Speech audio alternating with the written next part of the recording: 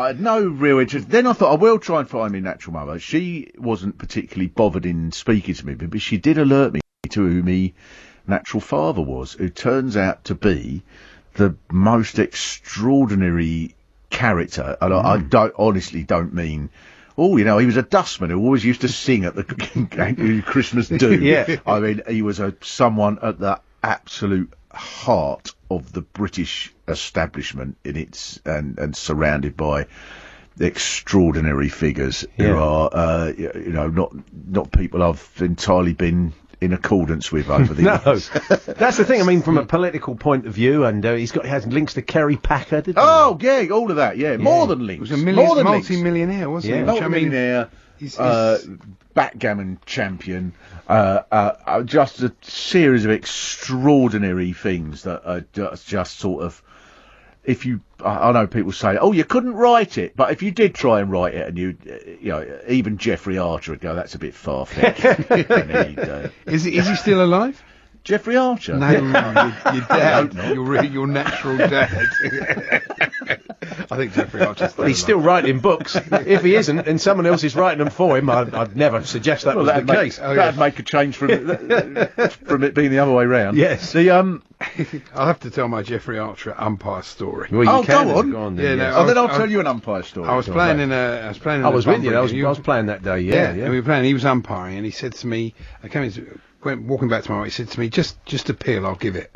Well, I'm not doing that. Jeffrey Archer said that. Yeah. He said that to me. I mean, it was a charity game, and I suppose only it was a charity game. I take it. That's charity. I take it seriously. Yeah. I'd never do. Days in ruins, going off. I was 8 inches from the ball, and he's giving it out. Yeah, exactly. It wouldn't be satisfying either, would it? Taking a wicket on that basis. Yeah. So what happened?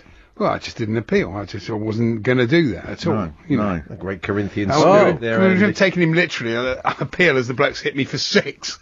What's your umpire story? Jeffrey gives him out. Yeah. Right, a couple of years ago, I'm playing in a match. I just got out. There was a very grumpy umpire up at the other end. Really grumpy bloke, about 60. Just grumpy, miserable bloke like that. Me. Awful bloke. Anyway, so then I was out. I was out, properly out. I came off, and just as I'm sort of taking off my pads, the next guy's gone in, and he's hit this straight drive, really caught it, and it's gone wallop in the umpire's leg, and this he's just collapsed on the floor, and he's making a terrible racket. And they have to sort of hobble him. He gets up, and a couple of people manage to sort of drag him off, and he sits right next to me, and he puts his leg up on this sort of table, rolled his trouser leg up, and there's a big lump with a sort of seam round it. Really looks incredible. And he's making noises. Right? Yeah. So I go into that. I thought, well, you can't just leave me like this. So I went into the sort of dressing room bit, and there's a woman there who works behind the bar. And I said, have you got any ice, love, there at all? Can I have some ice? Have you got any ice behind there? She just completely ignores me. I said, love, have you got some ice? Excuse me? Have you got any ice? I've got...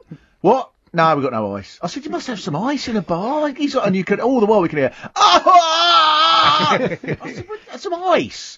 No, I said, what about in that bucket? There's an ice bucket. No, none in there.